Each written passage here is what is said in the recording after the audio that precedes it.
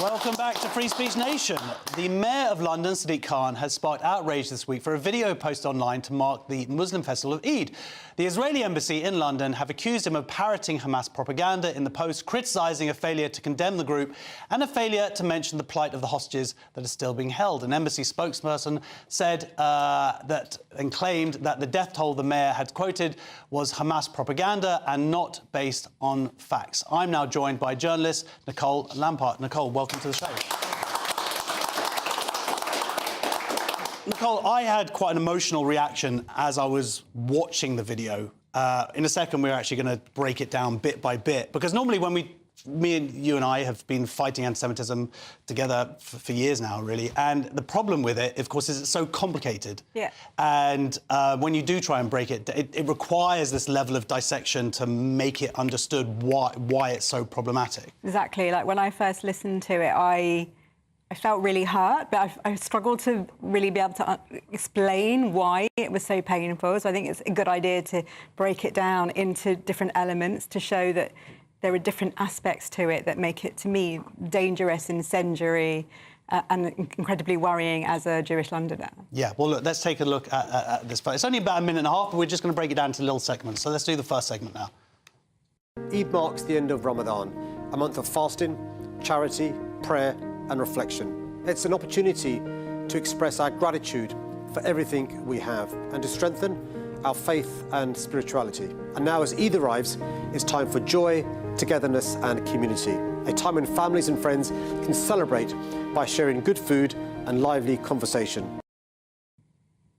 Now, it should be pointed out, there's no problem there. No, lovely. Oh, my gosh, how dare he do a post about Eid. Of course, people are saying also, are you going to be doing a similar post explaining Easter or other holidays? But that's a little bit of whataboutery. It's interesting, you've seen some lovely images there, people having a nice time. There's no problem at all with any of this, right? Absolutely. Except, of course, that's not where it stopped. If it had just been that, brilliant. Yeah. Happy Eid. And it could have just been that. Yes. Well, let's see the next bit then.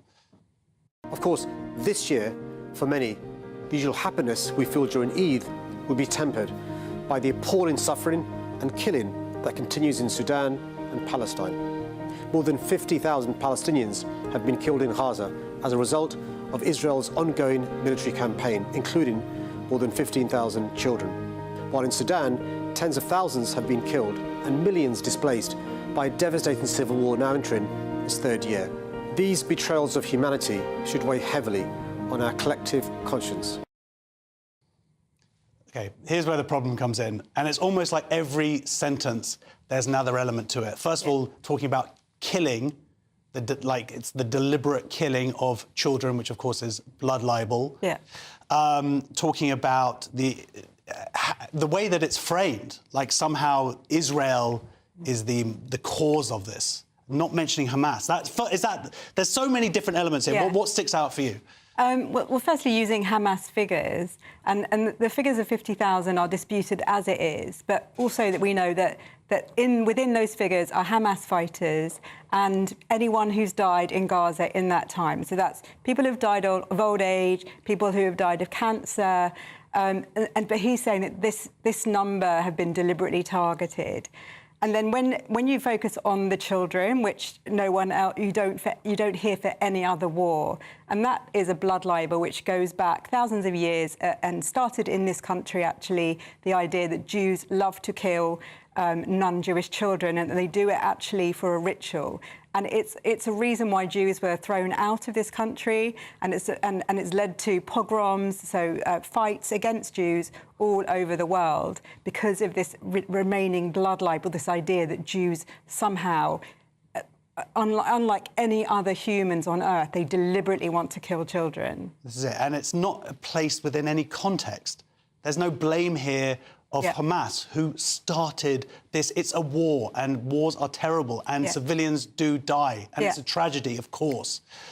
But Hamas started it, and Hamas still holds Israeli citizens. Yeah. So to not mention that, it's sort of maddening, because it's just this kind of blame game towards that Israel have somehow created this situation. And in some ways dangerous, because it's almost pro-terrorist in the idea that because you're not mentioning them and you're making out that there's only one aggressor, then you're not talking about the other side, which are prescribed terrorists. And as you say, they started this war and they continue it. And the ceasefire ended because they didn't want to give back any more hostages. The war could end tomorrow if Hamas gave up their arms and if they returned the hostages. And even within Gaza, and of course this isn't discussed amongst within his video either, even within Gaza there are Palestinians who have been demonstrating over the last couple of weeks towards the end of Ramadan, so at this particular time, demanding the end of the war and demanding that Hamas gives up. They are calling Hamas terrorists, and they're saying give back the hostages because they know how this war will end. Yeah, well, no usual suspects on the left or the far left are talking about this at all, about what's been happening. You're having Palestinians being captured, tortured, murdered by Hamas for speaking out against them. Yeah. This is not mentioned here. Of course, some people would say, no, he's not talking about Israel. He also mentions Sudan. Yeah. Well, he doesn't mention Syria. He's not talking about Turkey bombing the Kurds. There are many other situations. Yemen, the civil war. There are terrible problems. You've got Ukraine. These are universally terrible situations where civilians are dying. Yet he's spending most of his time focusing and quoting numbers about Israel, of course. And when he says these betrayals, and to talk about that as betrayals of humanity. Yeah, that to me is the most painful bit, because it's basically saying almost like Israel is outside of humanity. And that in itself is dehumanising of Jewish people, of anyone who might say, I support Israel because I'm anti-terrorist, or I support Israel because of what happened in the Second World War, so I know what happens if there is no Israel. But he's basically saying they are not like other humans. So it's that kind of language that led to the Holocaust and has led to anti-Semitism throughout the years, which is saying Jews aren't like other people. Yeah, literally dehumanising. And then there's the next clip here. It's a very short one. But I'm proud that while the international community has chosen to avert its gaze, Londoners have not. So here he's talking about how proud Londoners have not accepted this. So what he's not mentioning there, of course, is is he proud of the hate that's been seen on our streets for the last year and a half, of Jews afraid to go into the capital? Yeah. He's meant to be the mayor for everyone, right? Yeah. And here it seems to be some sort of tacit agreement or support for these marches that we've seen. We've seen people doing zikhars, we've seen people being racist, posters that are racist, people saying racist things, calling for the genocide of Jews. That just seems like he's just going, oh, well done, London. Yeah. Occasionally when people say to Sadiq Khan, what about anti-Semitism? He's like, I'm against anti-Semitism and all forms of racism. But what we haven't seen him really do is call out the anti-Semitism on these demonstrations and say, it's fine to demonstrate for Palestinians, which of course it is, and it's fine to demonstrate for the end of the war, which of course it is, but there should not be any anti-Semitism on it. There should not be blood libels. And we haven't seen him do that, or any of the leaders of these demonstrations, which shows to me that they are tacitly, they are overtly anti-Semitic demonstrations that have been allowed to go on through our city for almost every week for the last 18 months. Yeah, and look, here's the final bit, and this for me is actually the worst part of it all. So thank you for showing us the best of humanity at a time when we see the worst of it. Who exactly does he mean when he's talking about the worst of humanity? Because he's only given two examples here. Sudan, which he doesn't really get into, and he's talking about Israel, the world's only Jewish state. Yeah. Now, that, for me, is a massive dog whistle to the people who, arguably, this video is directed at, which is fellow Muslims. Yeah. To say that Jews are the worst of humanity, and if it is known, it's been proven that there is a huge contingent of Muslims, unfortunately, who are very anti-Semitic, to say that to them, to allude that that Jews are the worst of humanity, that is massively problematic. I mean, we are living in a time when we are seeing the worst of humanity in Sudan, what we saw on October 7, and also we're seeing it in Ukraine. We're seeing rapes, we're seeing murders, we're seeing we are seeing, children and civilians being targeted. We certainly saw all of that on October 7. And it's a nasty war in Gaza. All wars are nasty. But one of the things that isn't really ever talked about is the fact that the Israeli army deliberately moves civilians out of the way and is fighting a terrorist group that hides amongst civilians, hides in hospitals, hides in schools, and none of that is ever mentioned. And it's used against Israel, the fact that they are then attacking Hamas in the schools.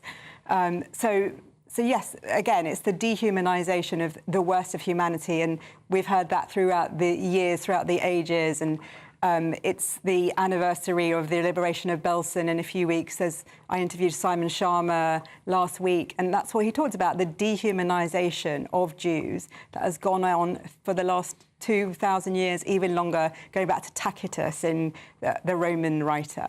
Yeah,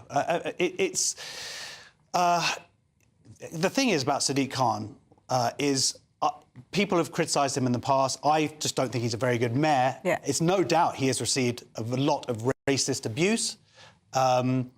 So when he is sort of speaking to racists, I think there are racists who will watch that video, people who hate Jews, who will see those things. And you would think that he would have a better idea of it, of what he's doing, if there is knowledge to that or intent towards that. But also, unfortunately, we've seen there was an incident where he accused the chief rabbi of being Islamophobic. Yeah. I now start to question what exactly Sadiq Khan is doing in terms of, I'm not saying that he's prejudiced, but is there a speaking to Muslims who are prejudiced, or is he just totally unaware of what he's doing? That's a problem. Certainly when we've got a mayor who is constantly speaking about diversity and how to be anti-racist, this doesn't feel like the actions of an anti-racist to me. I completely agree, and I think that's the most upsetting thing, and that's why it feels dangerous, because it feels like he's deliberately riling people up.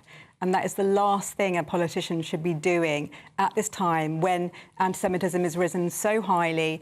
Islamophobia has as well, but anti-Semitism has risen much higher. And often it's targeted at Jews who, it doesn't matter whether they're Zionists or not. For example, a lot of the people that are attacked are the Haredi community because they are the ultra-religious, so they look obviously Jewish. And they don't believe in the State of Israel because it's a secular state, and they are waiting for the Messiah to come, for there to be the Israel that they want.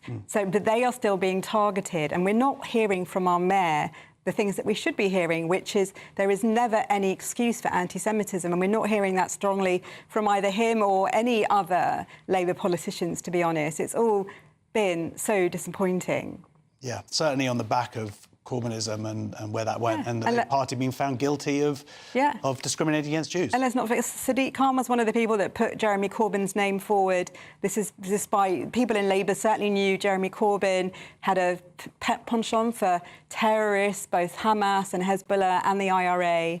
And somehow they put him forward as they thought he could be leader. And as we know, he became leader and kind of started the uncorking of this anti-Semitism that we now see out in the open and being on our streets every week. Yeah, well, the thing that I've seen online posting about this on X was a lot of responses, people going, he didn't say anything about Jews, but Jews are the worst people in the world.